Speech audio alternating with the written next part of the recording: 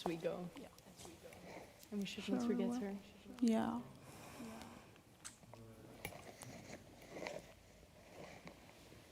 It's just this awkward.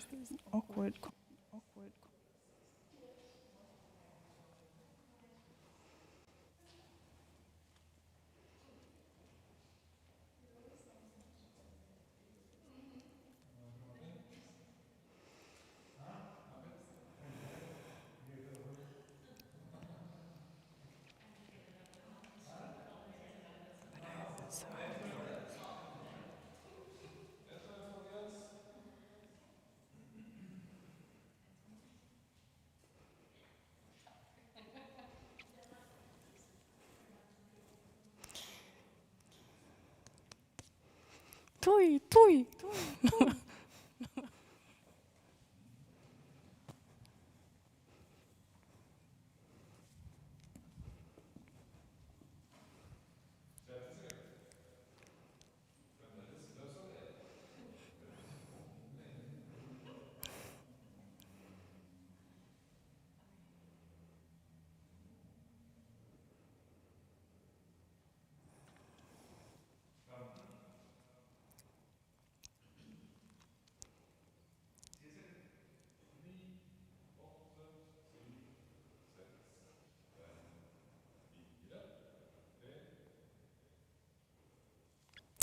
Hello, and welcome to this live stream from the Queen Sonja Art Stable in Oslo.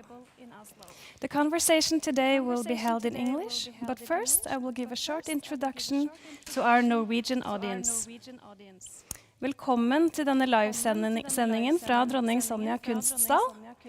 Jeg står her omgitt av fantastiske verk fra Nasjonalmuseets samling.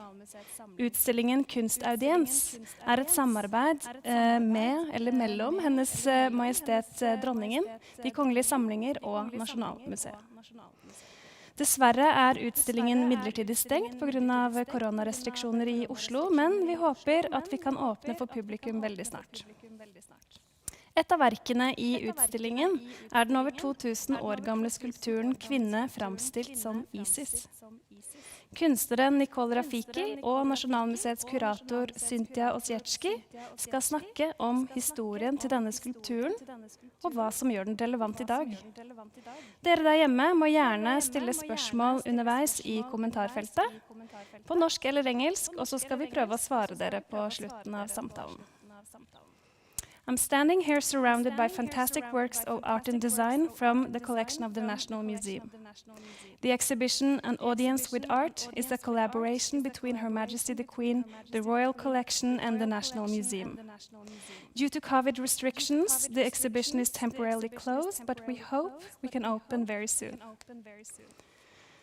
One of the artworks in the exhibition is the over 2,000-year-old sculpture Woman Depicted as Isis. Artist Nicole Rafiki and curator at the National Museum, Cynthia Osiecki, will discuss the history behind the sculpture and what makes it relevant today. To you at home, if you have any questions, please use the comment section and we will try to answer them after the conversation. Welcome, Nicole and Cynthia. Thank you very much, Maria, for this introduction, and thank you everyone that joined today with us digitally. Today we are here to discuss the statue that is in between Nicole and me. It is made between 100 and the first of just before the year 0. And it is made in a time that the ancient Egyptians called their own land Kemet. And it was ruled by the Greeks until the 30th BC, and then the Romans took over. So the work is made in a time that Egypt was highly multicultural, and many different rulers passed by. The work is made in black granite, and you see some veins of red granite running through.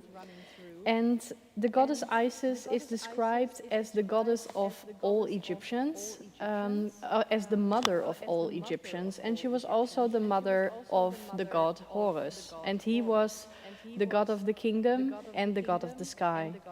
And she possessed mystical powers, Isis, to heal the sick and help transition the deceased from the death, help the dead transition from this life to the afterlife. And in ancient Egypt, black symbolized very many things, among others fertility and new life and resurrection, so all things that fit to Isis. And Kemet, which we will mention quite often today, means black lands, and it's believed to refer to the Nile, which the Nile Delta delivered black soil, and that was highly fertile.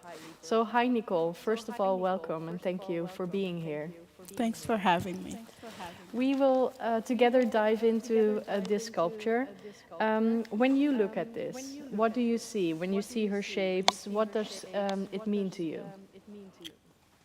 Well, first of all, it is like it's massive. It's, you know, black granite, and it's just there. It's really in your face. And it's weird to think about this being 2,000, more than 2,000 years old, actually, because it makes you feel like this is a messenger from the past. So it makes me think about time travel.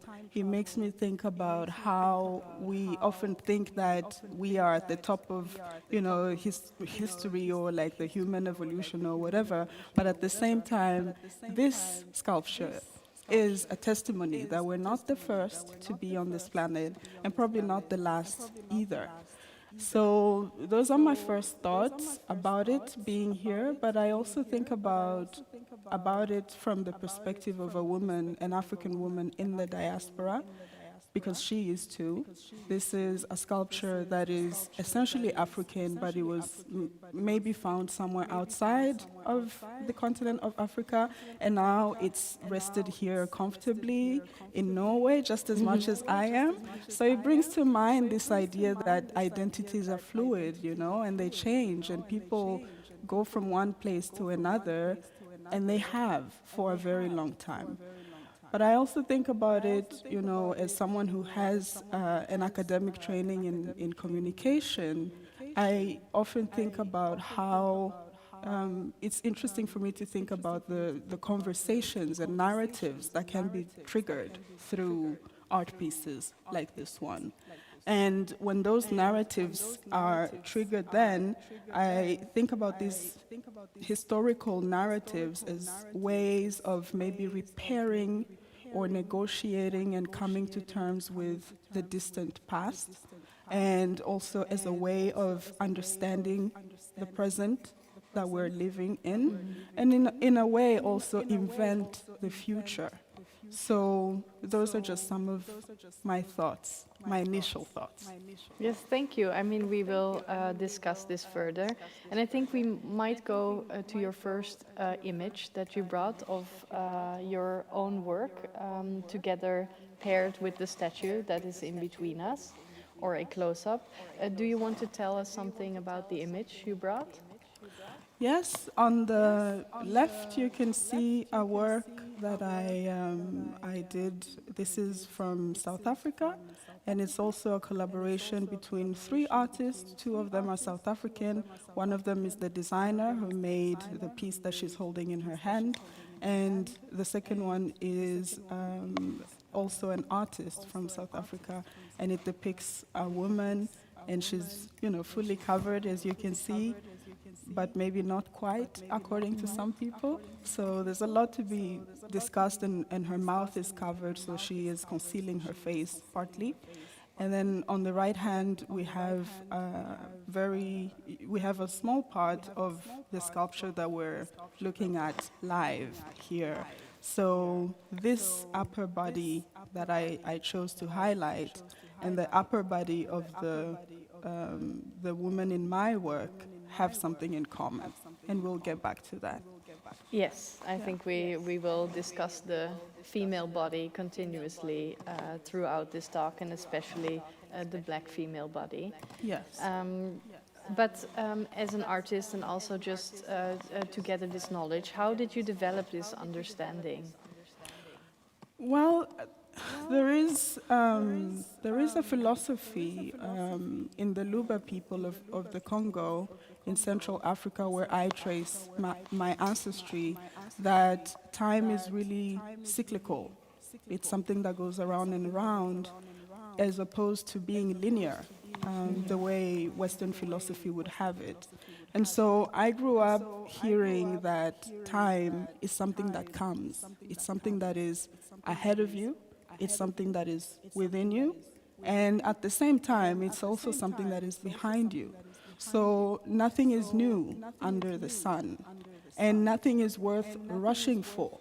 Because in this philosophy, then, the idea is that we only replicate and maybe reimagine something that a divine force set in motion sometimes before we were here. And I think, there is a connection there.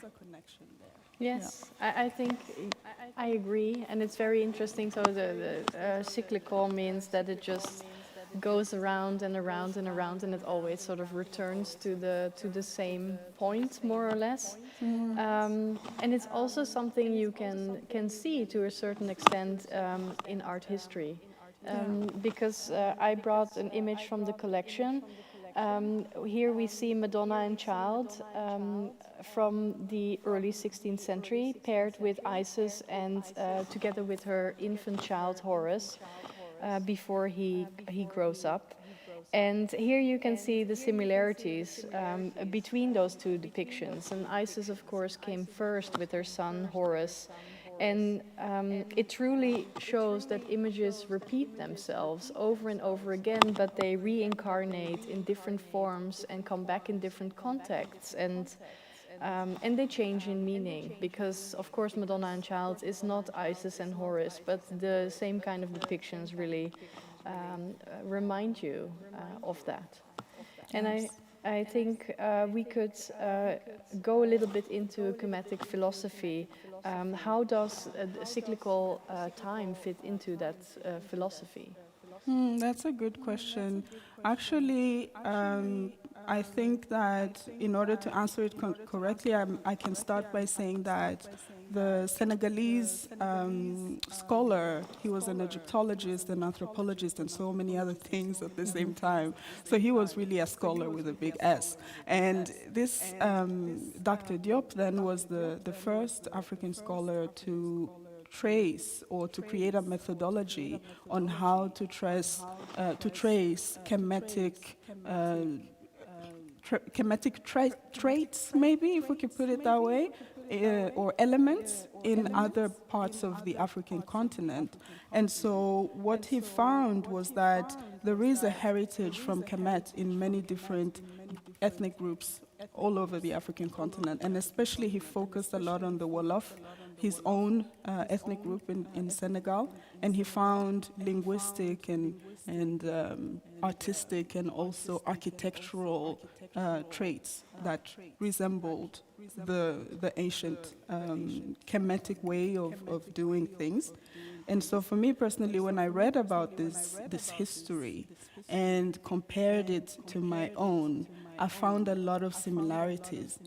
And then at some point, I came across something that the Greek scholar Plutarch had written, because he lived in the 1st century AD, so basically the 1st century after Jesus, as some would say. And this scholar then had traveled to Kemet, and he says that he found a statue, just like this one, of Aset, and that statue was veiled. It was covered in the face, and there was an inscription on this sculpture or statue that said, let me just read it correctly. It said, "I am all that has been and is and shall be, and no mortal has ever lifted my mantle." So Aset was saying that she has been and will continue to be, and no human being has been able to uncover her. So to demystify her or understand her fully, you know? And when I look at my own work, maybe we can share an image of my work on the right-hand side, and then there is asset on the left side that you just showed earlier. There's also, yes, that's also a better example. You can see the modes of concealment in it. And it's not something I did purposefully, but it's just the notions that you can see in the image on the left and that you can see on the image on the right are aligned in many ways. I really agree, and I think the images you brought are very, very strong. And I think when we go back to this picture, this depiction, you talk a lot about veiling, unveiling, and concealment, how this work fits into that, and what does that mean for you? How do you express that? Yeah, so, my line of thought is that it's not really a coincidence. These things that we take for granted, these things that we might call heritage, and these thoughts or creative ideas that we might have are not something that just comes out of the blue.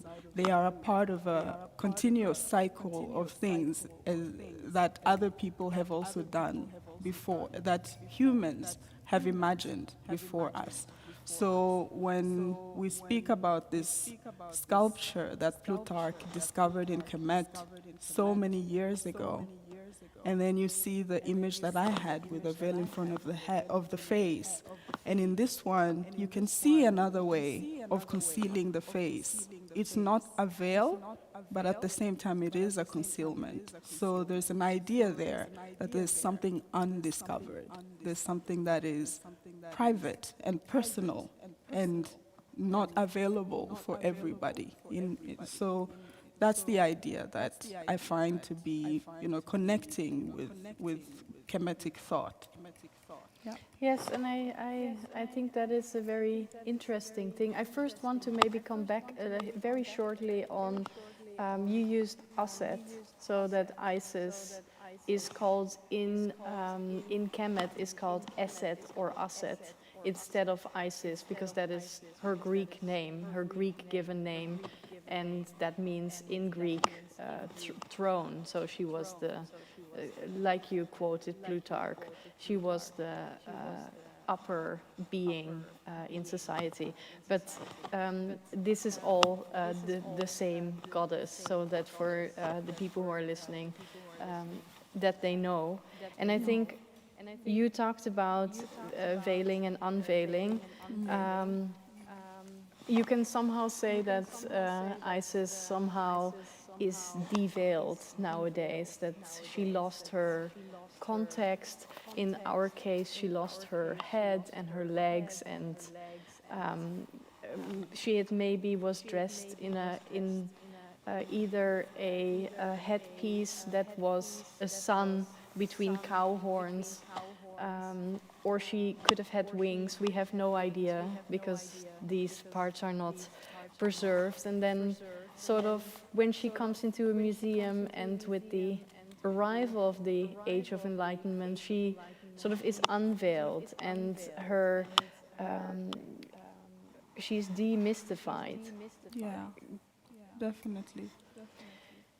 And I really think maybe we can talk a little bit together about how these works are in a museum, and how the experience has changed throughout time of this particular sculpture. Yes. Because how she stands here today is totally different than the context where she comes from. Yeah, because she was, and a subject of divination. She was created with a spiritual idea in mind. And as you mentioned, Aset was a goddess, yes, but she was also maybe divine. It was she was the divine symbol of the Egyptian throne itself. So the monarchy and the empire that Kemet was in the past was shown through this goddess. And then something came along the way, and that religious significance was slowly, some would say, disappeared, but as we will see through the course of this conversation, maybe just reincarnated or, just transformed into something else. Yes, because her adoration or her cult only died out relatively late, only in the 6th century after Christ. So that took quite a long time, and as I showed this image previously, sort of we re-recognize her in Madonna with child again. And I think what we should talk about a little bit is that museums are very much a invention of the Enlightenment. I mean, collections are not new. One in Western Europe went out, colonialized the world, and collected everything from that world in their home and in their collections. But then museums were starting to be established by the end of the 18th century. So then there comes this really big demand for antiquities. And in this context, we have to also see this particular statue, as we have no idea where she comes from. We don't know where she is found. We know the stone is Egyptian, so she's most likely carved in Egypt, but she could have been placed anywhere around the Mediterranean, but all the way to Afghanistan and all the way up to southern England, where the Romans were. So I think that is very interesting. This work is the earliest known mention of it is in just before 1858, in a collection in Smyrna, what is nowadays called Izmir. So we can speak about her and her meaning, but we cannot speak about her temple, where she came from, and that is because excavation at that time had, not always, but very often, the goal of earning money and selling these statues to collectors and to museums around the world. And I think we can slowly maybe move on. We talked a little bit how this work worked in its time, how it sort of went through time and was placed in different contexts. But how did one interact at the time in Kemet? Yeah, that's really interesting. First, we spoke about the Age of Enlightenment, but we're talking about a sculpture that existed, or this notion of a goddess that existed since 2000 before Christ. And then Kemetic history has transformed and changed in so many different directions. There were rulers of Kemet that were continental, that were African, so to speak. Some of them were sometimes from the southern part, which is now Sudan. So the Nubians had control over that immense empire for a long time, and they had land that went from the African continent and well into the Asian one. And then there were the Greeks who came in and invaded and took over that power.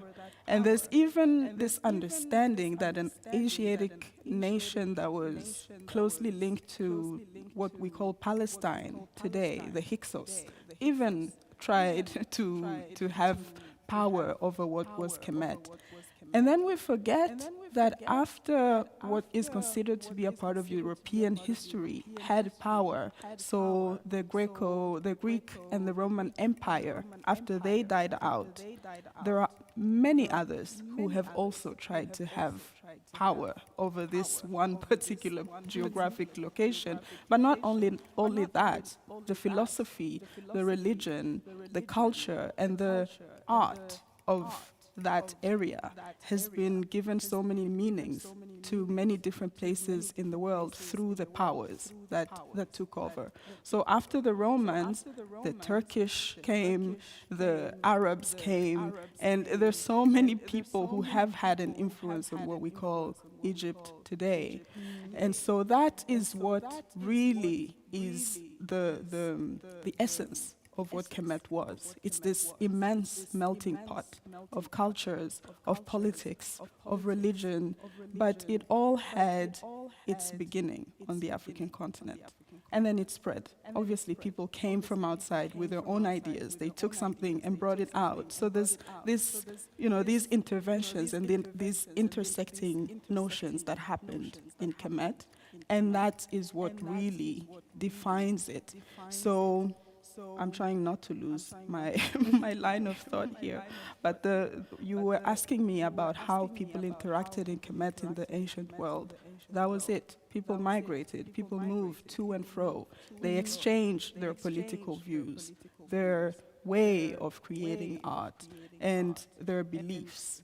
And then came the Age of Enlightenment that you were talking about earlier. And what happened in the Age of Enlightenment was this breach between the creation of art for the sake of spirituality or for the sake of showing or for political reasons even. But now art was supposed to be something that had nothing to do with the spiritual world. So the unveiling of Isis that we were talking about, the previous image with Isis seated, or Asit then, became what was the new norm in the creation of art within Europe. And a lot of the ideas that formed the art that was created in this time was really imaginations. It wasn't really, it didn't have, how should I describe this? They didn't actually go to Kemet. They just thought about what Kemet could have been, and then they depicted something that they thought of as being Kemetic. Yes. So something changed here in how art was perceived, who created it, and for what, basically.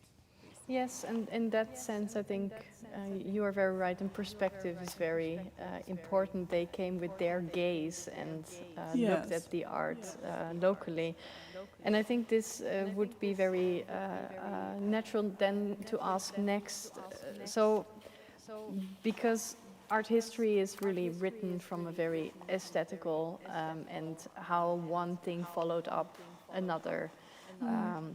How do you perceive the writing of Kemetic history? Because you quoted an African scholar, and very many of the Egyptian research is very Western world centered and even racialized without maybe that being very clear from the text, because it often leaves out the obvious connection with the African continent. You discussed that a little bit with Diop, that it didn't only went northward towards Europe.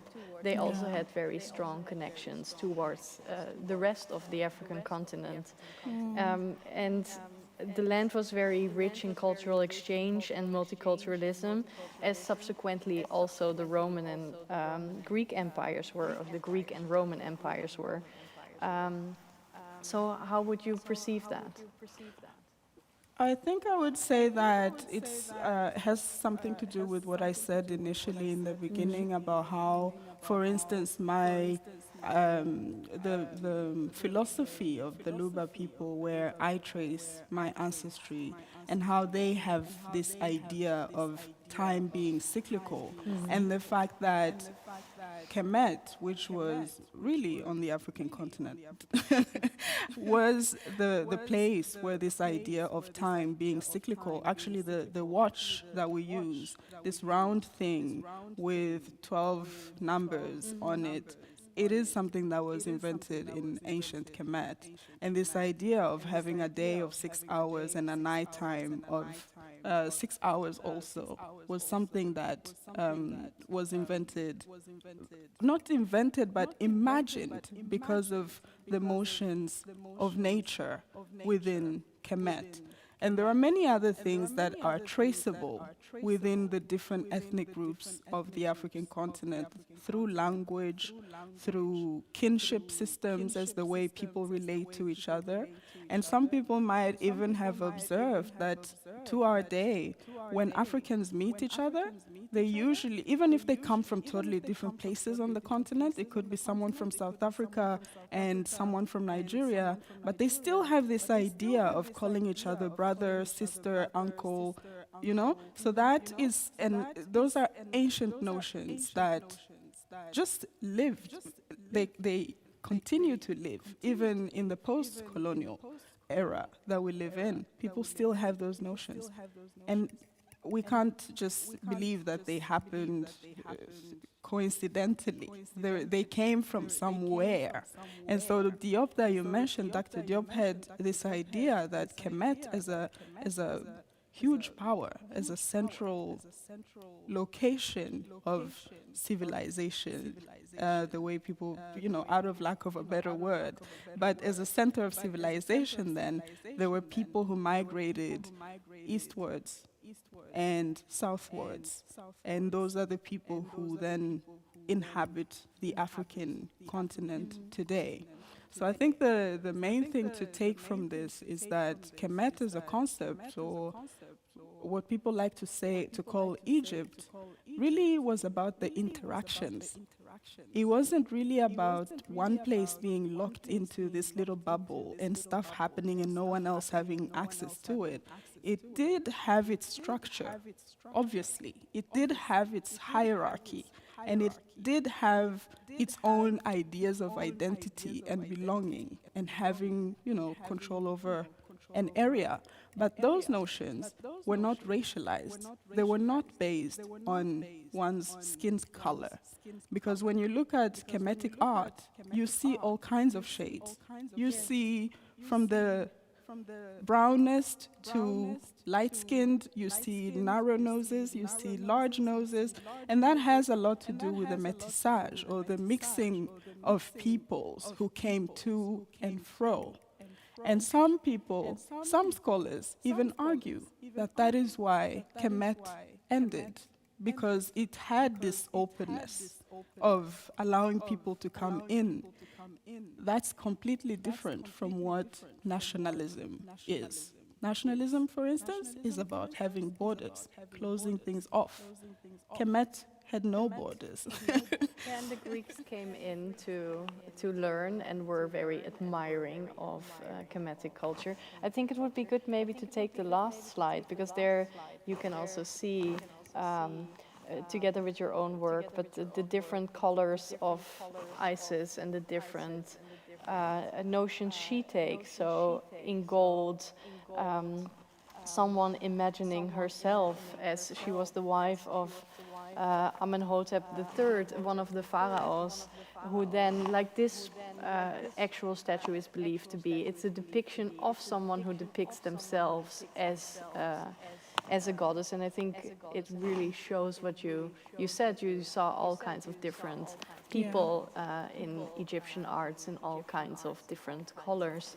Yeah, and it's sort of bringing us back to a time when people's identities or people's thoughts about who they were, where they came from, what their rights in society were, where they could go and not. You know, the limitation in being able to migrate were non-existent, because at the time, especially when it comes to like the continent of Africa, it was almost endless where people could go. So they moved in waves. They went to the east, they came back, and there's all these back and forth, which in our time is not that easy, which is, the problem of the nomadic people in our time. They struggle to go from one border to the next, while in this time, it just happened. And I think it still happens in many ways, even in our ways of thinking, because when you look at my work on the left side, and then you look at these very ancient depictions of ideas and philosophies, there is something that, connects the dots in many ways. So it also makes me think about what I said in the beginning, that maybe there is no beginning, we're just replicating ourselves, and building on something that was started by someone else. And reinvent and change Yeah. and go on. It's the idea of recycling, isn't it? Yes, we come back to the idea of recycling quite often. Yeah. I think what we touched upon very shortly is that she no longer functions in the museum. She in this museum context or in this exhibition context as well. She no longer serves as a spiritual being served by a priestess. So the consciousness around an artwork really changed. And that's the same for religious Christian art and so on. When they enter a museum, they sort of, that particular meaning has died. And how do you feel that affects the artwork? Well, that also brings us back to the Age of Enlightenment, and how this breach with spirituality sort of, especially when it comes to Kemetic art, because Kemetic art was really done to represent the divine. So one would create artworks and depictions, especially of important figures. So you will have depictions of people who are kings and queens and people who had power in society, as a way of making sure that not only that they are remembered for centuries, but they showed their power through the things that they built. So if you're a king and you manage to get a lot of people to build pyramids, for instance, you really show your power and strength, although you are also creating your own tomb. And why are you creating your tomb? Because you want to make sure that you have a smooth transition over to the afterlife. So what happens then when the Age of Enlightenment comes in and says, Kemetic art, sorry, you're not transitioning anyone to the afterlife. You need to create new meaning. And so what science said is that art is neutral. Art is not something that can be explained through the unknown. Art is actually sterile. And so the art spaces are places where objective truths are told. And this creates, a shift, because this was not created for that reason. And when you're trying to find another way, an alternative, maybe a scientific, sterile way of explaining why these objects were created, that's when you start having things like Orientalism, because at the time of the Age of Enlightenment, it was really the Islamization of Kemet was, deep, because it started in the 7th century, and after that, the Islamization of, or the Muslim influence on the African continent, and also on the Asian, and also on the European, of course, was very, very strong.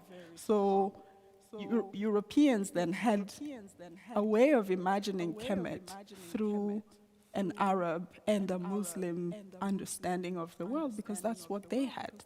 It's not like you could Wikipedia yourself to any knowledge. When you visited Egypt, that was the image you were looking for, Yeah. and that was also the image that was, especially in the 19th and early 20th century, Yes. sold of many North African places, so in paintings and also in photography. Yeah, so it became it became orientalized. And because people viewed it with the gaze of, or the understanding of the time, depicting something like this, this one visibly shows the nipple. And depicting something like this was not what you did in the 18th century. It wasn't really aligned with the thoughts of what is correct and what is not.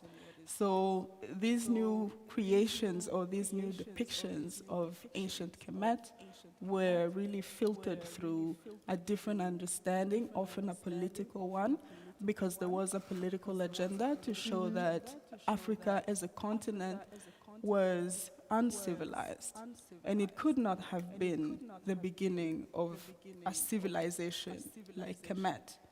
There had to be another explanation. It had to be the Greeks who did it, or it had to be the Arabs, but definitely not the black man. So racism comes into play, and colonialism comes into play in what the new narrative in the art space of what Kemetic art is. And in many ways, it's something that is still sustained to our time. Although maybe not directly, but indirectly it is. Yes, and everyone watches art from their own personal gaze and their own personal color. And I think that colors all our judgments Yes. to a certain extent. And you said something about the body in the 18th century, and we have some depictions from our collection that show sort of the women breast in the 17th and 18th century, which occasionally in European fashion made a comeback. Nipples were allowed to be shown sometimes. This was around 1600 at the British court. It was allowed in depictions of women breastfeeding or women depicted as charity, or in this case a ruler couple who ruled Schleswig-Holstein, which is the north part of Germany nowadays, and she is showing her chest out. I mean, of course, this is not an accurate portrait of how she looked. She would not have bared everything out there for the painter, but it's sort of a depiction of that she is a free-giving and strong ruler, and she was a princess of Denmark and Norway. So she shows that she is capable of ruling the land. And then in the 18th century, it sometimes even is fashion. And I think you told me that you really believe in that adding narratives to artwork. So you just discussed how the black body is owned in literature somehow, very much from a Western gaze.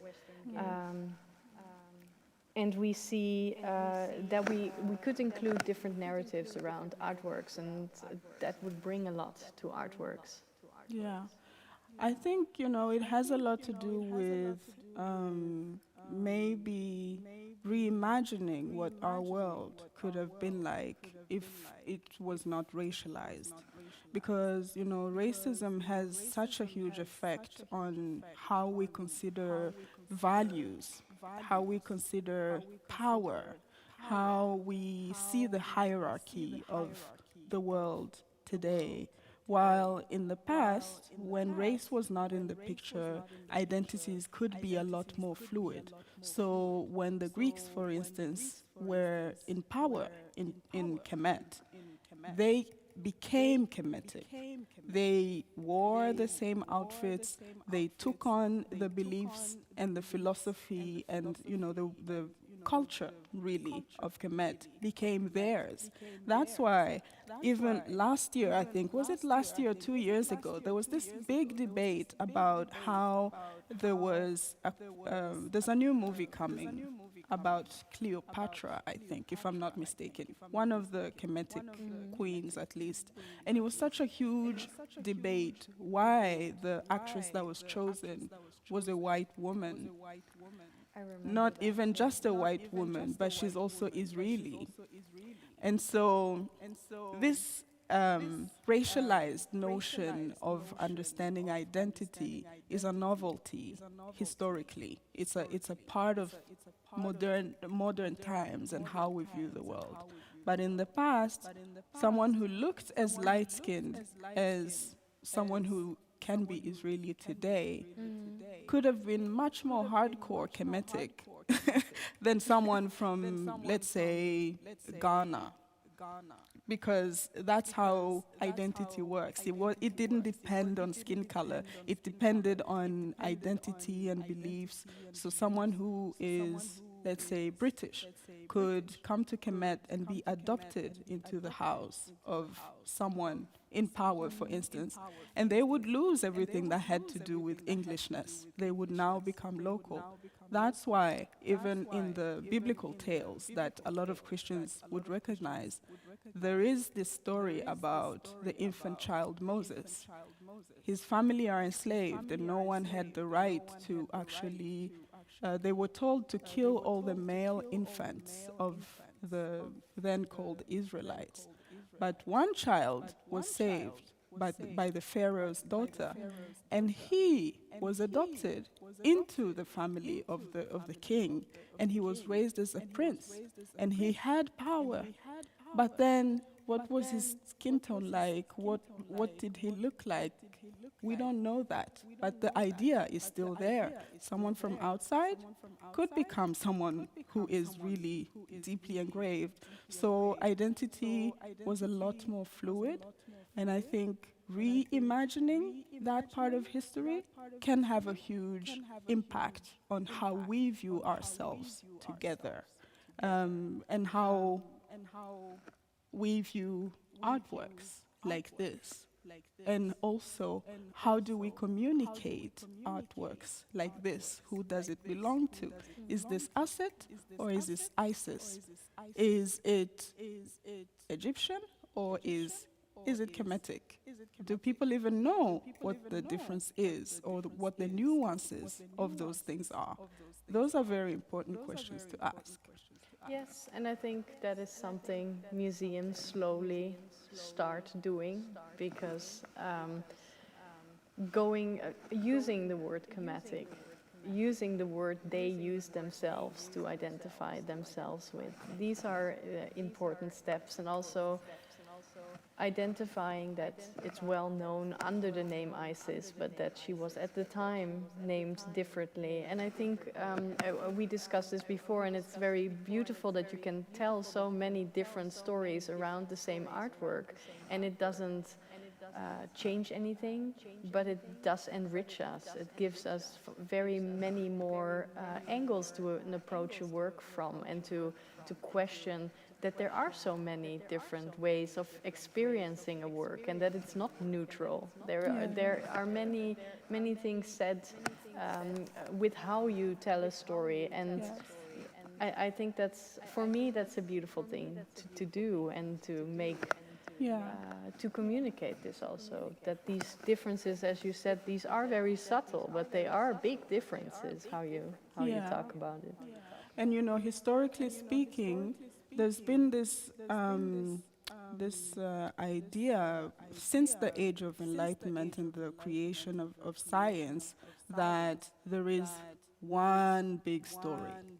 There's one narrative about us and who we are and what the world is and who is versus who. And we still uphold those ideas, because today we speak about the West, we speak about the global South, we speak about the Middle East. But whose perspective are we speaking from? Because it's very interesting that when the Greeks, for instance, the ancient Greeks, when they were talking about the West, they weren't referring to Europe. They were referring to Northern Africa, where a lot of their mythical figures were actually residing in the mountains of Northern Africa. So that was the West for them. Now, when we speak about the West, it's according to European standards. So when you stand in Europe, you know, generally speaking, then you look at Africa and it's in the global south. So these things that we just take for granted are things that are, you know, have roots in something very deep and dark, and has caused a lot of pain, and has caused a lot of splittelse. What's that in English? Divide? Divide. It has caused a lot of divisions, very rigid divisions. So what we have come to at this point, at least I hope that the legacy will leave for the generations that come after us, is that there is no singular history. There is no general narrative about the world. There's not one history. There are many histories. And so we should take that into consideration when we speak about Asset or when we speak about ISIS.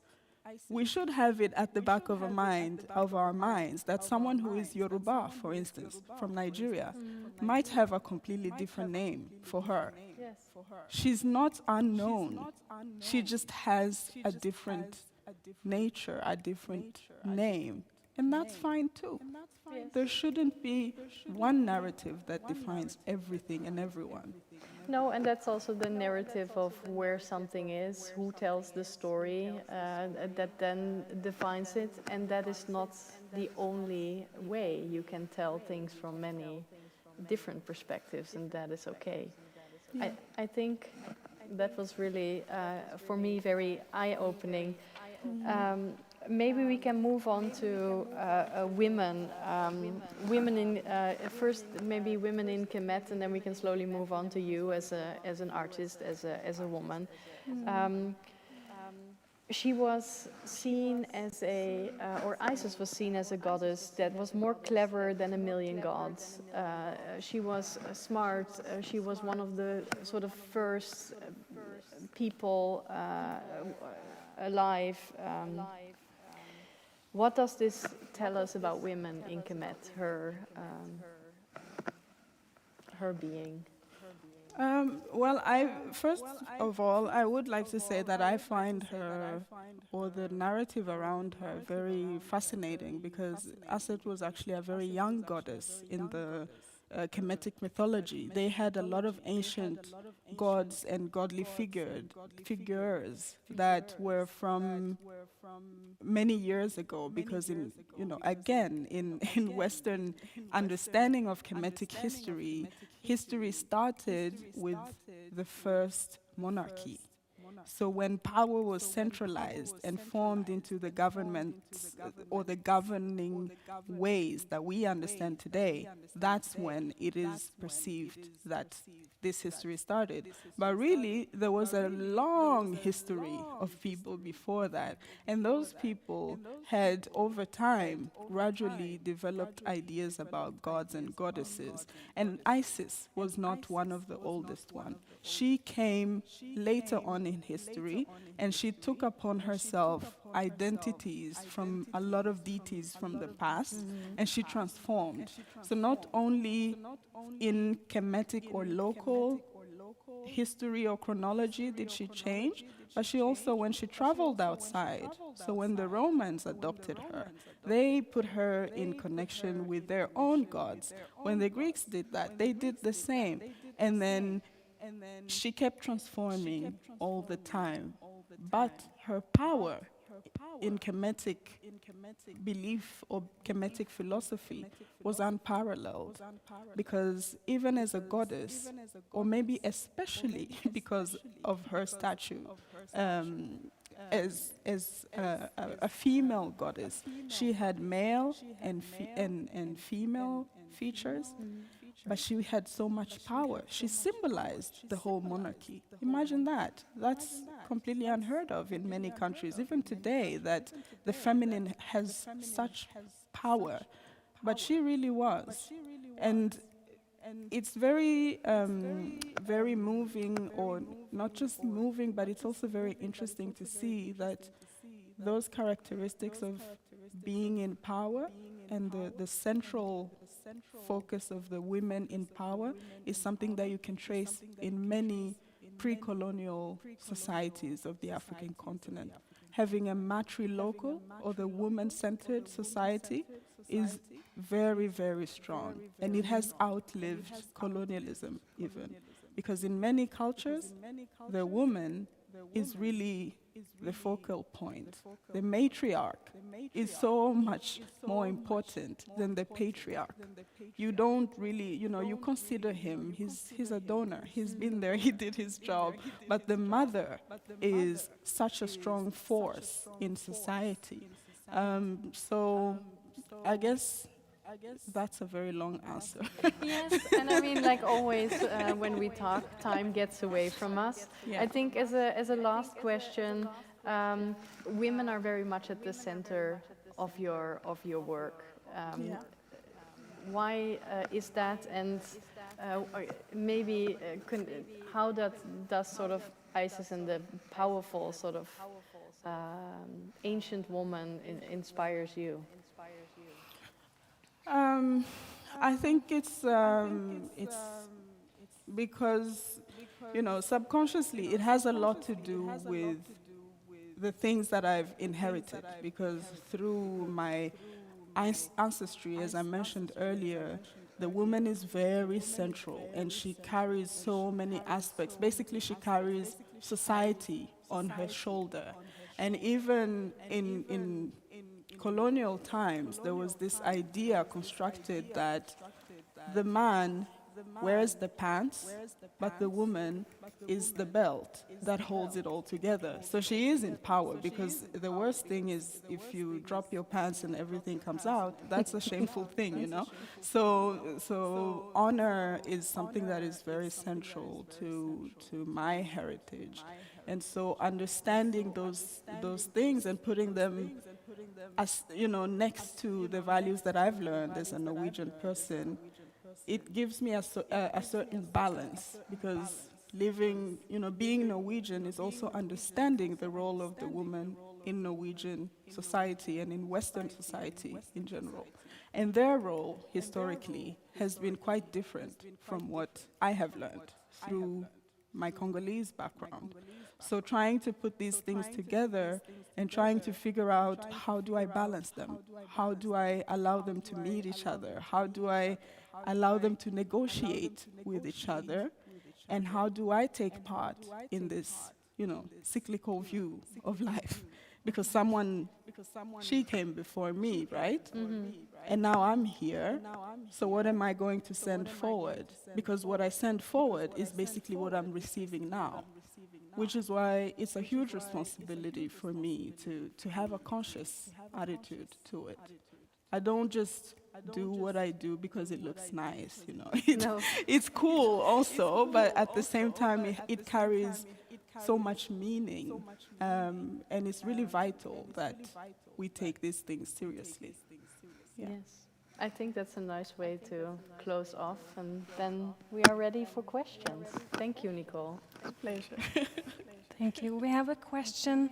If you could say something about the connection to Norse mythology or norrøn mythology and Freya or Freya in Norwegian. Do you know anything about if there's a connection there at all?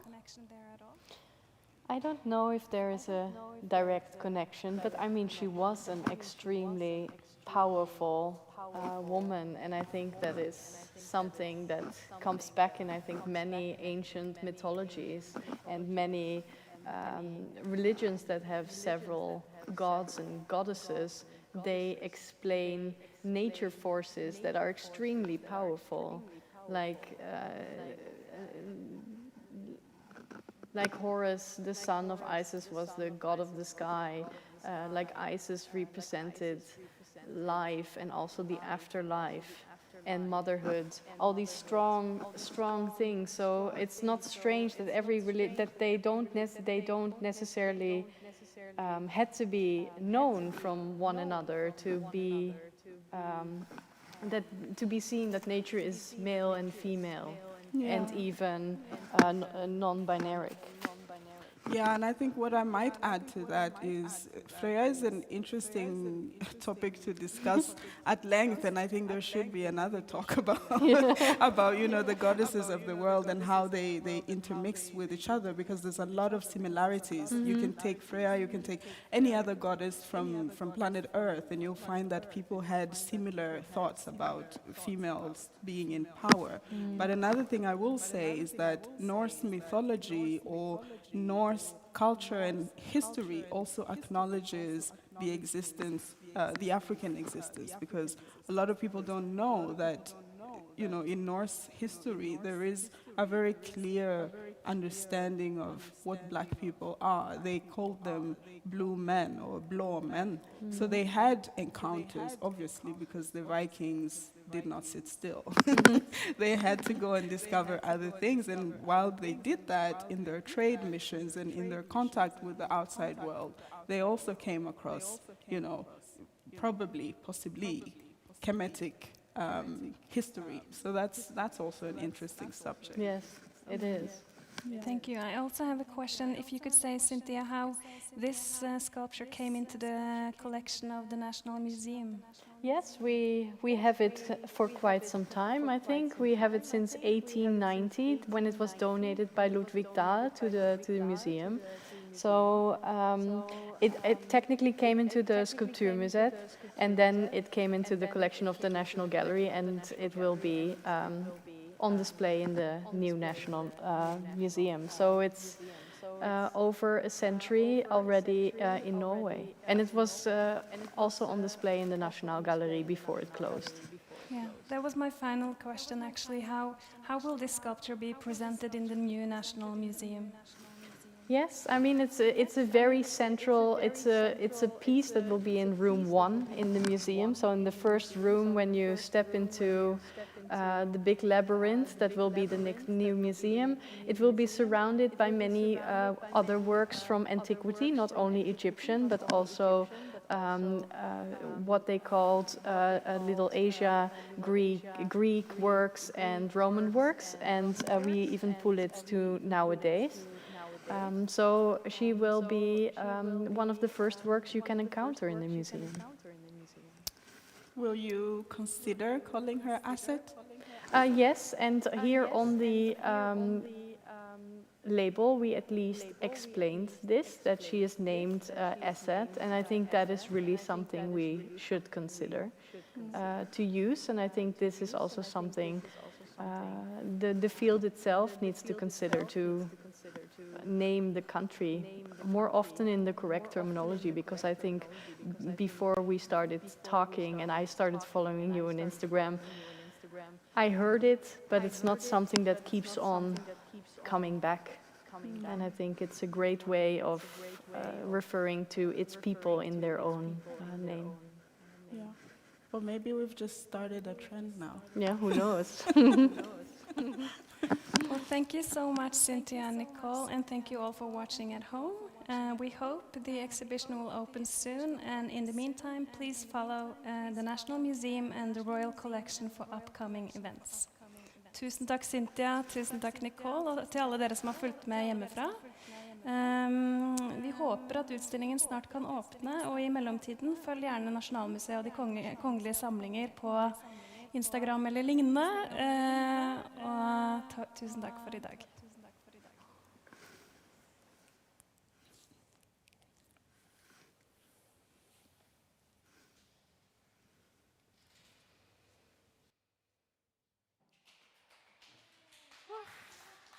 Now,